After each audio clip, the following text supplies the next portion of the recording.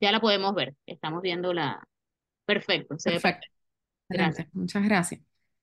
Bueno, les voy a hablar de la quinta edición de la clasificación de la Organización Mundial para la Salud de Tumores de senos paranasales, nariz y base de cráneo. Hace poco estuve en una conferencia en Caracas en donde hablé de esta misma quinta clasificación, pero de la parte de tumores cerebrales. Me pareció importante conversar de senos paranasales y nariz porque creo que la dejamos a un lado en temas de radiología. No solamente es importante, es fundamental porque vemos senos paranasales prácticamente todos los días en nuestra práctica profesional.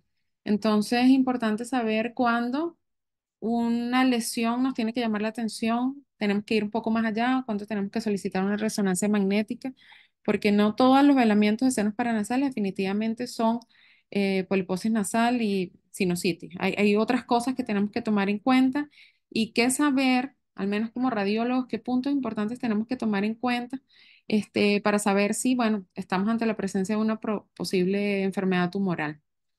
Em, Esta clasificación de la WHO, bueno, cada cierto tiempo se va actualizando. En esta nueva quinta edición hay unas cosas que me parecieron importantísimas, sobre todo para nuestra comunidad de radiólogos. Las voy a mencionar más adelante. En líneas generales hablaremos primero de los marcadores moleculares y genéticos, luego los subtipos y las entidades nuevas, y haré un resumen, una sinopsis de las imágenes por radiología o, digamos, los hallazgos radiológicos y cuáles son los marcadores genéticos que hay que correr en esto. ¿Por qué nos importa a nosotros como radiólogos todo esto? Primero, porque como les dije anteriormente, no todo es sinusitis y poliposis nasal.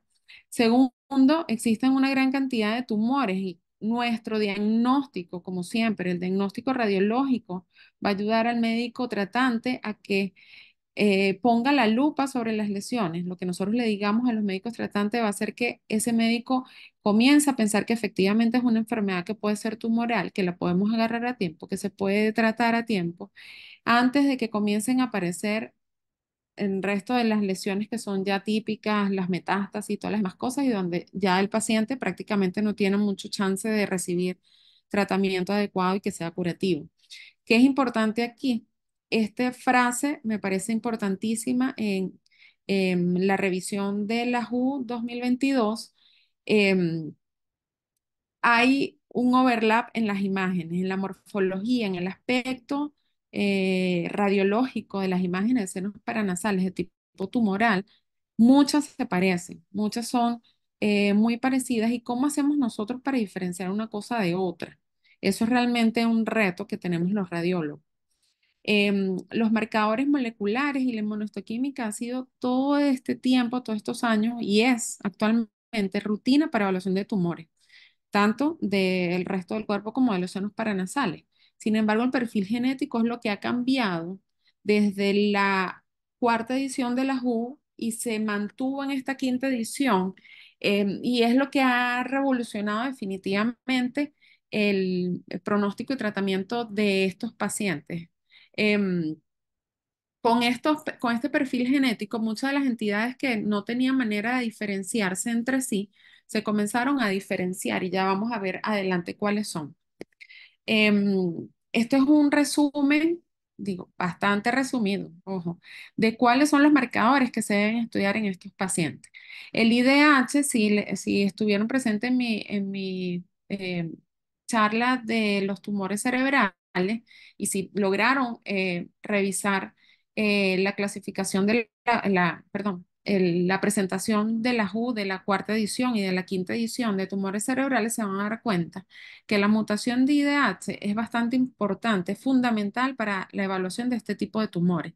Sin embargo, en el caso de los senos paranasales, no se resta importancia, sino sencillamente estamos en una parte de desconocimiento. Sabemos que muchos de estos tumores se pueden llegar a un diagnóstico más certero con si logramos evaluar la mutación o no mutación del gen IDH, pero aún esta mutación o este subtipo de lesiones no están incluidas en esta clasificación. Creo que todavía falta mucho, todavía faltan muchos estudios, todavía faltan muchos diagnósticos histopatológicos y genéticos para que podamos incluirlos, pero eso es lo que viene más adelante. Seguro la sexta edición va a tener una subclasificación en base a la mutación IDH. ¿Qué es lo que tenemos actualmente? La mutación de DICER, está presente en los pacientes, por ejemplo, con amartomas. ¿Y de qué nos va a servir? Nos va a servir para ver si este paciente estamos en contexto de una enfermedad sistémica en donde puede tener, aparte del amartoma sinonasal, puede tener blastomas pulmonares, bolso multinodular, carcinoma de tiroides, ovario, etcétera. Entonces, bueno, todas estas cosas vamos a ir aprendiendo poco a poco como radiólogos, que tenemos que ir familiarizándonos con esta nueva nomenclatura. También hay otro marcador genético fundamental en senos paranasales, y se los voy a repetir en toda la exposición para que nos vayamos acostumbrando a los nombres, es la deficiencia del marcador SWI-SNF. Estos marcadores están presentes en pacientes con carcinoma sinonasal. Em, Dependiendo de si se expresa una proteína SMRACB tipo 1, tipo 4, el origen del carcinoma se va a dar tanto a nivel de senos paranasales en el seno etmoidal o en la cavidad nasal. ¿Qué significa esto? Que a todo paciente que tenga una lesión tumoral de senos paranasales debe hacerse una inmunohistoquímica y se debe hacer un estudio genético de la lesión para ver si efectivamente tiene una mutación DICER o si tiene una mutación o una deficiencia de la proteína SWI-SNF o una expresión de la proteína SMARCB1 o 4. Como todos estos marcadores nos ayudan a hacer un diagnóstico certero en primer lugar y nos va a ayudar a saber el pronóstico de los pacientes. Aquí se colocó de manera resumida, sin embargo, en las próximas láminas vamos a ver cómo se van a expresar en cada uno de los tumores por separado, ¿ok? Como en todos la clasificación de la nueva, la quinta edición de la Organización Mundial de la Salud para tumores de senos paranasales, cambió en que se agregaron nuevos subtipos, nuevas variantes, se eliminaron, se hizo probablemente como una limpieza de tumores. Cuando vemos las clasificaciones anteriores, había una larga lista de tumores, pero una cosa impresionante. Y de ahí se empezó a sacar tumores que realmente no tienen desde el punto de vista histopatológico su origen a nivel de células que pertenezcan a los senos paranasales. Es por ello, por ejemplo, que los tumores de base de cráneo se eliminaron y se agregaron en tumores de partes blandas. Los tumores óseos que se originan en las células de tipo ontogénicas o en las células de los huesos maxilares también se excluyeron y se agregaron en la clasificación de tumores óseos. Y aquí hay algo que me gustaría resaltar, es que incluye a citopatólogos y a radiólogos dentro de los editores de esta nueva clasificación, lo que significa que los radiólogos estamos cada vez más comprometidos y eh, tenemos un papel importante, un rol cada vez más importante en el diagnóstico, pronóstico y tratamiento de los pacientes y en este particular en las lesiones de senos paranasales. Em, Hay una revisión muy buena que si la pueden descargar, aquí tienen la información, se los puedo pasar igualmente por vía correo electrónico si lo requieren. En la revista Head and Neck Pathology hay una revisión en 2022 de justamente estos cambios que hay a nivel de senos paranasales y aunque habla mucho de la histopatología y de una manera muy pequeña de la parte radiológica, creo que hay que revisarla y hay que leerla para que veamos más o menos en qué cambió y bueno, ya sea parte de nuestra nomenclatura radiológica, este tipo de lesiones. Fíjense que lo que vamos a hablar es netamente, esto es un diagrama bien sencillo para que sepamos que, recuerden que la mucosa, dependiendo del área anatómica, la mucosa va a cambiar. La mucosa nasal que está en el antro solamente va a presentar un tipo de lesión muy específica. La mucosa respiratoria que abarca la mayor parte de la cavidad nasal, los cornetes medios inferiores, produce o digamos origina otro tipo de lesiones y definitivamente la mucosa olfatoria otro tipo de lesiones. ¿Qué nos va a ayudar? Si nosotros hacemos el diagnóstico temprano y las lesiones no son tan extensas, vamos a poder evidenciar según su localización y morfología ante la presencia de qué tipo de tumores podemos estar y podamos llegar a un diagnóstico presuntivo más certero. Y esto, por supuesto, va a llegar a ayudar al médico al médico, perdón, tratante, que lo que llega a nosotros definitivamente es para saber más o menos qué tiene el paciente. La mucosa faríngea se excluyó de esta clasificación. Solo queda una sola lesión, que la voy a mencionar más adelante, que pertenece a la mucosa faríngea y es porque su origen histopatológico es a nivel de la mucosa respiratoria, solo que afecta desde la mucosa respiratoria hasta la mucosa faríngea con infiltración de toda esta área orofaringia. Ya les voy a mencionar cuál es. Recuerden, cada mucosa, cada parte anatómica presenta una mucosa diferente y en función a eso vamos a tener lesiones diferentes. Vamos a comenzar con los amartomas, no porque sean más importantes, sino porque son lesiones benignas que tenemos en senos paranasales y son las lesiones benignas de las cuales tenemos que hacer diagnóstico diferencial con las lesiones benignas de tipo inflamatorio más frecuente que vemos en senos paranasales, que es la poliposis nasal. Entonces, no toda la poliposis nasal es sencillamente un pólipo y ya no importa, vamos a dejarlo pasar. Algunos de ellos son amartomas adenomatosos epiteliales respiratorios. ¿Y cuál es la importancia de esto? Ellos presentan una variante genética, una mutación genética que va a hacer que en el tiempo, si no se hace una resección quirúrgica, pueda de venir de esta misma lesión o pueda convertirse esta lesión en un papiloma invertido o en un adenocarcinoma de bajo grado.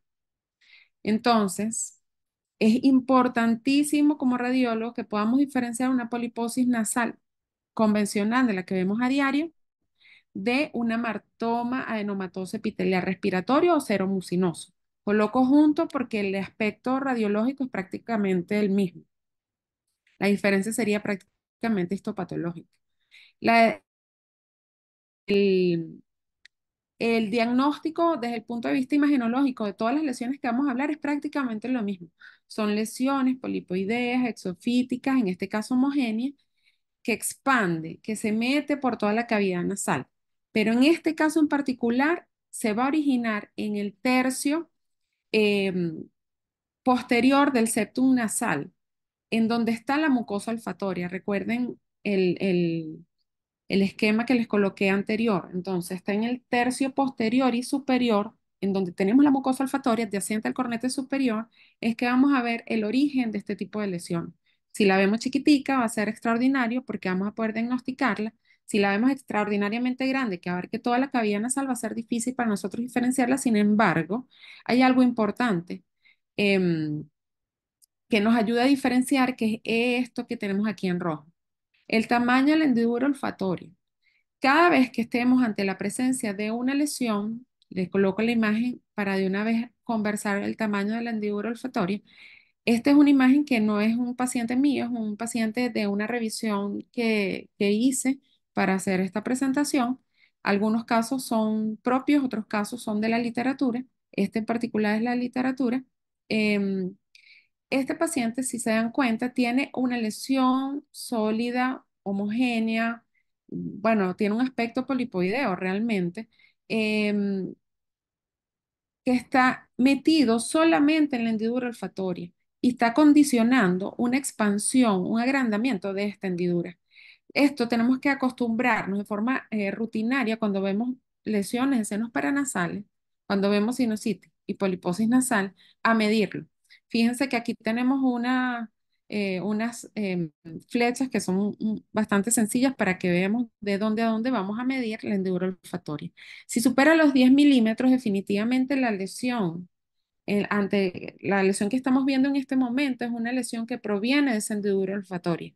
El resto de las lesiones, como sinusitis, poliposis nasal, no produce expansión de esta área. Entonces, los amartomas de la hendidura olfatoria producen esta expansión importante. Recuerden, los 10 milímetros de máximo de tamaño. Este es un paciente con un amartoma isolated, es decir, solamente tiene esa lesión, y este es un paciente con un amartoma en un contexto de una poliposis nasal y una enfermedad sinonasal. Entonces, si vemos esto va a ser más sencillo, si vemos esto, por supuesto, no va a ser tan sencillo, pero ¿cómo lo diagnosticamos? De la misma manera. Aquí están velados todos los senos, están las correderas nasales tomadas, vemos enfermedad crónica de aspecto polipoideo, pero fíjense que la hendidura nasal, si la medimos aquí, supera los 10 milímetros y esto es enfermedad sinonasal inflamatoria y esto que tenemos aquí es una complicación de esa enfermedad sinonasal inflamatoria que es la amartosis. Entonces, de esta manera es que podemos hacer diagnóstico diferencial. El otro es el amartoma condromesenquimatoso sinusal. Lo traigo porque, bueno, de hecho llegué a ver un par de casos de esto. Cuando lo vemos es difícil olvidarlo. Se lo va a mostrar la imagen más adelante. Se ven pacientes jóvenes. em, y está presente una mutación DICER1 que se las comenté anteriormente. Esto es un supresor tumoral.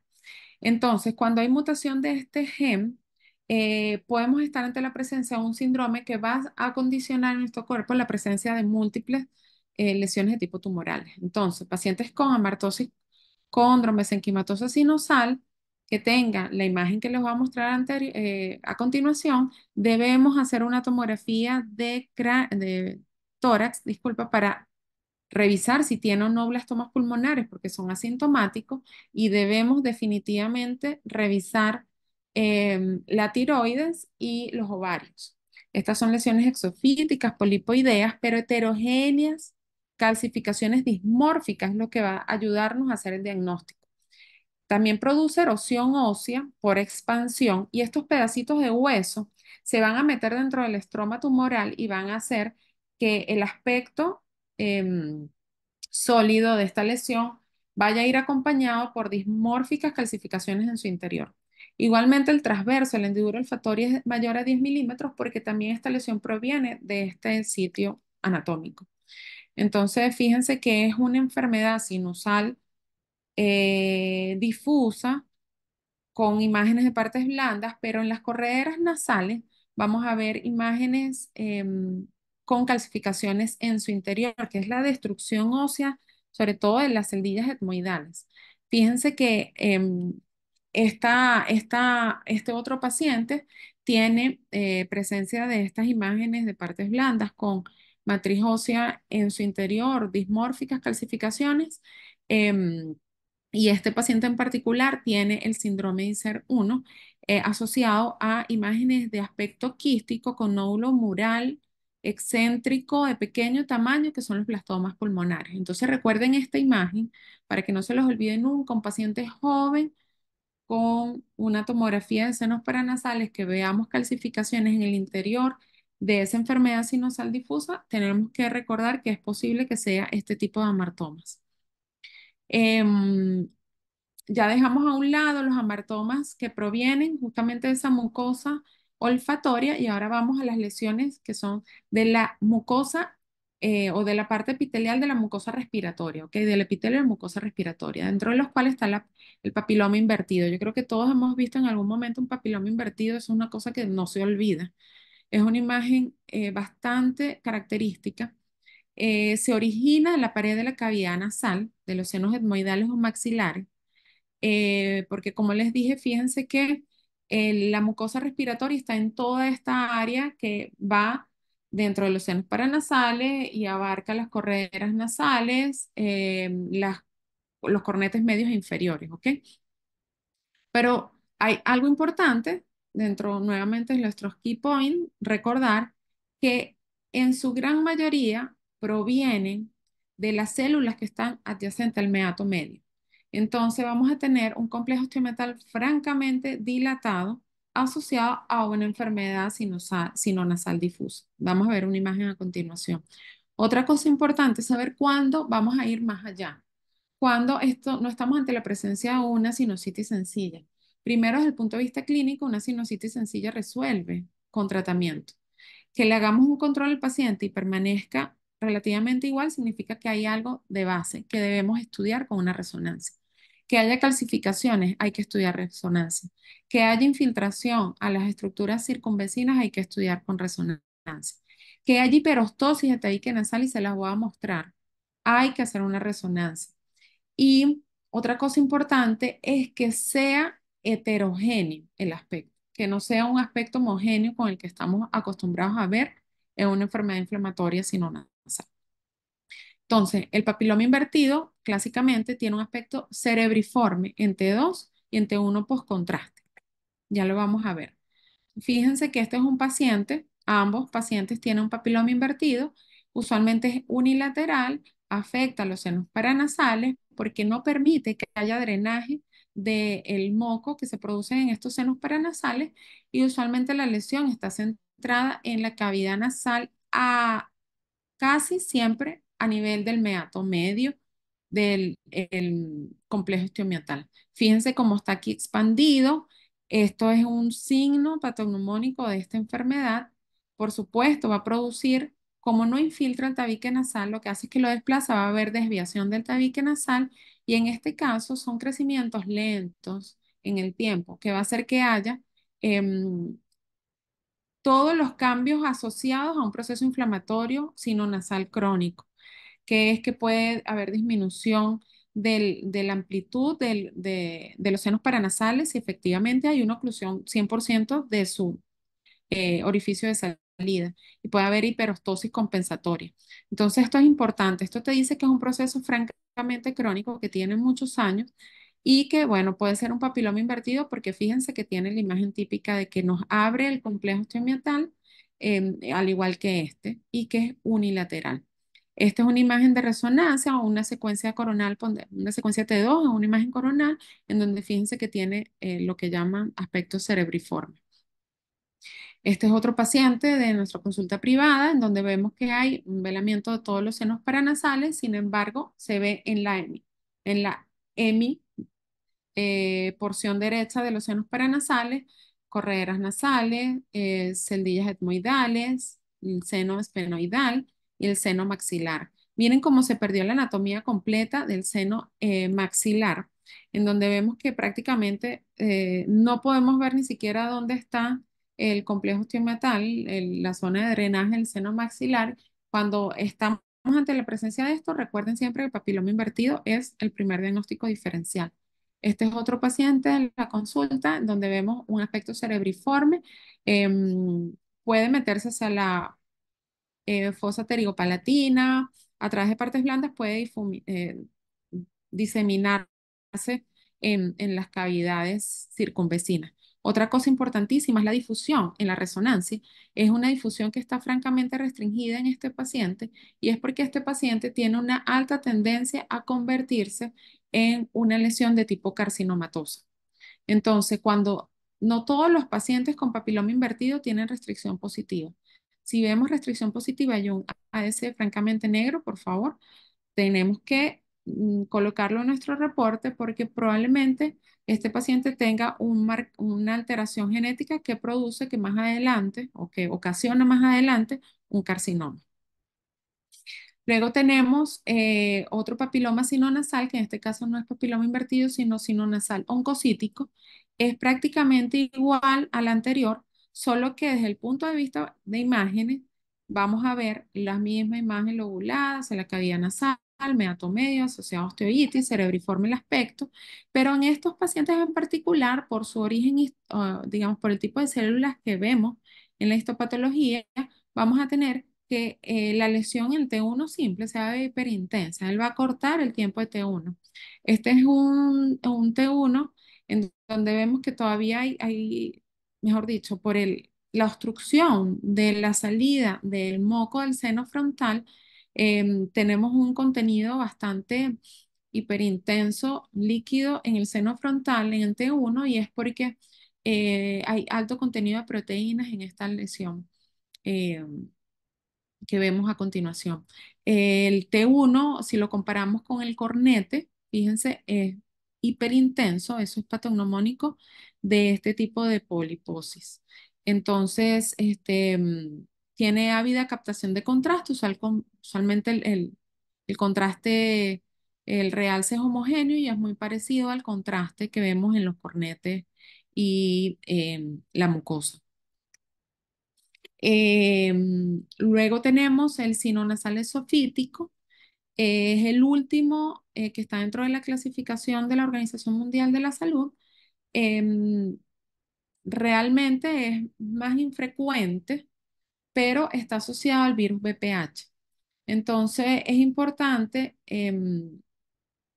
que cuando veamos una lesión con las características antes mencionadas, pero que se origina del tabique nasal, em, sospechemos que puede ser un sino nasal exofítico, porque a estos pacientes hay que hacer una revisión del oncogén relacionado a los virus de VPH. ¿Ok? Fíjense que esta imagen es una lesión que está prácticamente hacia la nasofaringe, em, en la rinofaringe, disculpa, y si se dan cuenta, en la imagen axial vemos cómo este está asociada a la porción posterior del tabique nasal. Entonces, esta lesión en la anatomía patológica dio justamente un papiloma exofítico. El aspecto es igualmente cerebriforme y fíjense que esta es una lesión lobulada rara que definitivamente está dentro de las lesiones que debemos analizar con resonancia magnética. Em, Dentro de las mismas lesiones del epitelio de la mucosa respiratoria, tenemos los carcinomas y los adenocarcinomas. Los carcinomas hay muchísimos dentro de la clasificación de la Organización Mundial de la Salud. Voy a resaltar dos en amarillo porque son dos carcinomas que se agregaron en esta nueva clasificación porque previamente a esto, casi todos estos carcinomas estaban colocados dentro de los carcinomas sinusales indiferenciados. Ahora, como se puede correr el despistaje genético, ahí se ve que hay una diferencia desde el punto de vista genético en los oncogenes que están presentes en este tipo de pacientes. Entonces, bueno, está el escamoso queratinizante, no queratinizante, el carcinoma NUC, sinonasal con déficit del complejo SWI-SNF, multifenotípico asociado a BPH, sinonasal indiferenciado, peratocarcinoma, carcinoma sinusal linfoepitelial. Casi todos se ven desde el punto de vista imaginológico igual. Les voy a mencionar cuáles son algunos puntos que pueden ser importantes para nosotros como radiólogos. El carcinoma NUT es importante porque es un carcinoma que antes se llamaba carcinoma de línea media, que puede afectar las vías aéreas y respiratorias y digestivas, disculpa. Es poco diferenciado y como te digo que puede afectar las vías aéreas y digestivas, puede estar coexistiendo con otras lesiones en otras partes del cuerpo, por lo cual también tenemos que ponerle un poquito de lupa cuando tenemos este tipo de carcinomas. Em, el escamoso no queratinizante es el más frecuente de ellos y en líneas generales, como le digo, casi todos se ven de la misma manera, como una lesión exofítica, pero ya dejamos a un lado las lesiones homogéneas porque eran las lesiones benignas. Ahorita ya estamos en lesiones malignas, todas son heterogéneas, todas. Tienen hiperostosis, erosión ósea, les voy a mencionar, les voy a mostrar algunas imágenes.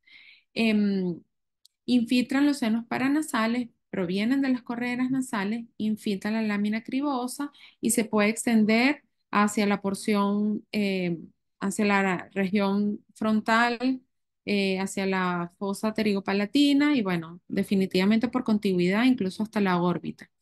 Em, la infiltración perineural es rara, a diferencia del carcinoma, por ejemplo, de cabeza y cuello. En este caso es muy raro. Usualmente son infiltraciones locorregionales. Entonces, bueno, esta es una imagen típica de un carcinoma. Fíjense que es una imagen heterogénea, pero no tiene el aspecto cerebriforme que tenía el papiloma invertido, por ejemplo, o los papilomas que vimos previamente. Entonces, ya por ahí sencillamente descartamos que no sea un papiloma. Em, Puede infiltrar, usualmente infiltra las estructuras circunvecinas, son una infiltración regional. Fíjense la órbita, también puede tener infiltración a la fosa eh, frontal anterior, a los senos maxilares y está metido en la corredera nasal. Em, el realce es ávido, es difuso, la difusión está positiva y el mapa de ADC francamente negativo. Esta es otra imagen de un paciente de la consulta privada en donde fíjense lo que les mostraba, les estaba colocando aquí. Recuerden la hiperostosis y la erosión ósea. Eso es lo que nos va a ayudar a diferenciar una lesión maligna de una lesión benigna. Em, Fíjense cómo hay hiperostosis del tabique nasal y destrucción ósea al mismo tiempo. Normalmente las lesiones crónicas pueden producir hiperostosis difusa del hueso que está adyacente a la lesión, pero en este caso, como es una lesión maligna, produce tanto la hiperostosis que vemos aquí en el tabique nasal, en la parte ósea, porción anterior, como una erosión ósea, por ejemplo, en la lámina cribiforme en este caso. También hay infiltración de los senos paranasales de la corredera nasal. Esta es una lesión que se logró, digamos que, diagnosticar a tiempo. Es una lesión pequeña, todavía no tiene infiltración circunvecina. Este es otro paciente, por supuesto, en donde fíjense que la lesión proviene del tabique nasal, no produce, produce obstrucción del drenaje de las correderas, perdón, de las celdillas etmoidales. Y miren cómo el mapa es francamente negro, es una lesión francamente maligna. ¿Ok? Luego tenemos el adenocarcinoma. Aquí no me voy a ahondar mucho en este tema porque el adenocarcinoma desde el punto de vista imagenológico es muy parecido al carcinoma, a los carcinomas que vimos anteriormente, lesión heterogénea, infiltrativa, solo que desde el punto de vista de la clasificación nueva de la WHO, em, antes llamaban a estos adenocarcinomas como no salivales. Todos los no salivales son los que pertenecen a los senos paranasales y a las cavidades sinonasal. Y tenemos dos tipos: adenocarcinoma sinonasal de tipo no intestinal y de tipo intestinal. El no intestinal es el más frecuente y tenemos una mutación del gen CTNNB1. em, Pueden ser de bajo grado, como usualmente se diagnostican, y luego ir degradando en el tiempo y llegar a ser alto grado y, bueno, ser una lesión altamente infiltrativa. En este caso, el origen es a nivel de los cornetes. Em, Al carcinoma sinonasal de tipo intestinal, tenemos otros marcadores intestinales positivos: la citoqueratina 20, CDX2, mutación TP53, que es típico de las lesiones a nivel de tipo intestinal. Y hay algo importante, que son pacientes que tienen una larga exposición a polvo de madera y cuero. Entonces yo creo que debe estar dentro de las preguntas que le hagamos a los pacientes en el interrogatorio. Se localizan habitualmente en el seno etmoidal, cavidad nasal, pero bueno, en realidad su imagen radiológica es francamente similar a la del carcinoma que vimos anteriormente. Fíjense que es bilateral, infiltra localmente, va hacia a la fosa eh, frontal, em, infiltra al hueso maxilar, es heterogéneo, destruye. Entonces, bueno, son lesiones francamente infiltrativas, heterogéneas y destructivas. Em, Continuando con los tumores que vemos en la clasificación de la WHO, el penúltimo rango de tumores, estos son los tumores mesenquimatosos sinonasales. El más importante de ellos es el angiofibroma sinonasal. Em, Anteriormente lo llamaban angiofibroma juvenil porque justamente estas son lesiones que frecuentan más en los pacientes masculinos adolescentes. La clínica siempre ha sido epistaxis y obstrucción nasal. Es un tumor benigno nasofaringeo y es incluso el tumor benigno nasofaringeo más frecuente. Tiene presente una mutación, que es la mutación CTNNB1, que fíjense que también estaba presente en los pacientes con adenocarcinoma. Pero ya vamos a ver las imágenes en donde definitivamente es una imagen bastante diferente a esta que tenemos previamente. Es una lesión igualmente sólida y expansiva ubicada en la cavidad nasal, pero esta se centra en el foramen efenopalatino. Em, y esto es lo que nos va a ayudar a hacer el diagnóstico. Había captación de contraste y otra cosa que también es nuestro key points, tiene numerosos y gruesos vasos sanguíneos en su interior.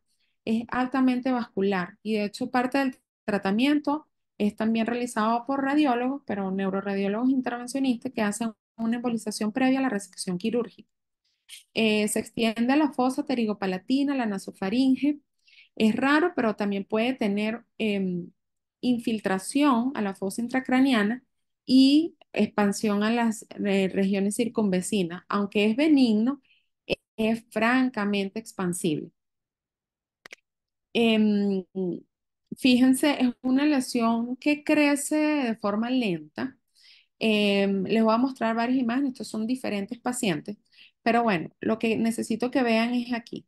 Fíjense que esta es una lesión homogénea, tiene un aspecto bastante polipoideo, fíjense, los bordes están lobulados, pero miren cómo produce expansión y se difunde hacia la fosa pterigo-palatina. Miren cómo hay expansión del foramen. Este es el mismo paciente, una vista lateral de una tomografía de senos paranasales, solo para que vean cómo la lesión es una lesión bastante homogénea, pero en este caso se está difundiendo hacia la cavidad oral, porque él va hacia la nasofaringe y discurre inferiormente. Este es el mismo paciente con otra ventana para que veamos cómo el tumor se mete por el foramen. Miren cómo lo expande y se mete hacia la fosa. Este es otro paciente en donde tenemos una resonancia magnética, un tumor francamente similar al otro, porque intenté tomar un corte que fuese lo más parecido posible, en donde igualmente vemos que hay una lesión sólida, homogénea, lobulada, y se está discurriendo a través del foramen a la fosa. También discurre inferiormente hacia la nasofaringe y tiene imágenes de vasos sanguíneos en su interior. Aquí hice un close-up para que lo vieran y esta es una vista angiográfica de la alta vascularidad que tienen este tipo de lesiones, que es patognomónico. Hay otros tumores mesenquimatosos, en los cuales no voy a ahondar mucho porque desde el punto de vista de imágenes no hay mucho que podamos agregar o aportar. Solamente les quería hablar del cordoma sinonasal porque es una lesión rara. El cordoma usualmente la vemos en otras partes del cuerpo, porque realmente tiene otras localidades que son localizaciones que son mucho más frecuentes. Sin embargo, tenemos que tomar en cuenta que el cordoma también puede afectar al hueso de la cavidad nasal, de manera rara, pero lo afecta. Y produce infiltración sobre todo posterior y lateral, más no hacia la cavidad, sino nasal. Pero cuando se hace la anastomía patológica, esto es un cordoma que proviene del hueso sinonasal, de la cavidad sinonasal. Dentro de otros tumores, les voy a mencionar el que considero más importante por, por su incidencia y porque yo creo que cuando nosotros estamos en formación de radiología, es una cosa, es un nombre que, oye, no, nos llama la atención primero, es un nombre bastante engorroso, espesioneuroblastoma. Llamaba la atención porque nos decían que era la lesión como más frecuente que producía infiltración a la fosa intracraneana y yo creo que a mí eso no se me olvidó y hoy en día me doy cuenta, después de 10 años de experiencia, que no es cierto, no es la más frecuente, pero lo tenemos ahí y se los muestro porque le voy a mostrar a continuación una sinopsis, un resumen de todas estas lesiones, en donde vemos que todas se ven iguales, todas producen infiltración a la fosa intracraneana si dejamos la evolución, que sea la evolución natural de la enfermedad, es decir, si dejamos que la lesión avance mucho y no lo logramos determinar a tiempo. Em, Antes se llamaba estesioneuroblastoma, ahorita se llama neuroblastoma olfatorio. Proviene del epitelio olfatorio, sobre todo donde está el receso olfatorio superior, ahí es en donde esta célula, bueno, nace este tipo de tumores. Involucra, por supuesto, las celdillas etmoidales medias superiores, anteriores, se extiende a través de la lámina cribosa hacia la fosa craneal anterior, produce anosmia, por supuesto, por su ubicación. Em, Realmente es un tumor que entra dentro del punto de vista histopatológico en los tumores neuroendocrinos, pero fíjense que es neuroendocrino dentro del epitelio olfatorio, por eso se mantiene dentro de la clasificación de los tumores sinonasales. Produce metástasis a distancia, em, raramente, pero cuando está presente, hay un 0% de sobrevida a 5 años. Esta es una lesión francamente infiltrativa, grave, muy mal pronóstico. Una masa muy heterogénea ubicada en la cavidad nasal que produce destrucción ósea, realce, calcificaciones y lento crecimiento. A pesar de que es una lesión maligna, el crecimiento es lento. Yo creo que esta es la imagen típica de lo que nosotros esperamos en un esthesioneuroblastoma o un neuroblastoma olfatorio hoy en día. Una lesión heterogénea con realce tras la administración de contraste que entra a la fosa craneal anterior porque destruye completamente la lámina cribosa. Em, Ahí, al estar en contacto con la fosa craneal, por supuesto, es una lesión que es extracerebral, va a haber franca cantidad de edema adyacente y, bueno, va a producir muchísima clínica. Recuerden que esta es la imagen típica de un esthesioneuroblastoma, pero también voy a ponerles más adelante una sinopsis, un resumen de todas las demás imágenes para que vean cómo las podemos diferenciar. Se parece mucho a un carcinoma. Es difícil diagnosticar, hacer diagnóstico diferencial con carcinoma, sí. ¿Qué cosa nos puede ayudar? Probablemente la integridad de la lámina cribosa. Cuando hay estas lesiones tan grandes, que ya infiltraron la fosa craneal anterior, usualmente hay destrucción completa de la lámina cribosa. En el carcinoma, cuando vamos a buscar la tomografía y la resonancia, vamos a ver que hay infiltración, pero no hay una destrucción ósea completa. Sin embargo, bueno, las imágenes son muy parecidas. Hay otras lesiones que también son bastante raras, no las voy a mencionar desde el punto de vista de imágenes porque, bueno, son anecdóticas prácticamente, son muy pocos los casos reportados, ameloblastoma sinonasal, craniofaringioma adentomatoso. La imagen es muy parecida a la de craniofaringioma, heterogénea, con áreas quísticas, solo que se origina a nivel de la cavidad sinonasal y meningioma de tracto sinusal. Estas son cosas que, bueno, si las logramos ver, bueno, va a ser, bueno, malo para el paciente, suerte para nosotros porque son lesiones bastante raras. Fíjense, aquí en esta publicación de la JNR, y se los traje de último para que sepamos, o bueno, para recalcar las características que les mencioné previamente. Fíjense que casi todos los tumores pueden producir, cuando son malignos, infiltración en la fosa craneal anterior. Casi todos, no es solamente el neuroblastoma olfatorio. Em, los carcinomas, los adenocarcinomas, también pueden producir infiltración. ¿Cómo los podemos diferenciar? Bueno, difícil. Una cosa importante en el neuroblastoma olfatorio, em, que se puede relativamente diferenciar del resto, es que la lesión cuando está en contacto, o mejor dicho, la lesión que está en contacto con la fosa craneal anterior, tiene en sus límites unas lesiones que son como quísticas pequeñitas. Sin embargo, fíjense que el carcinoma las puede tener, pero en menor grado.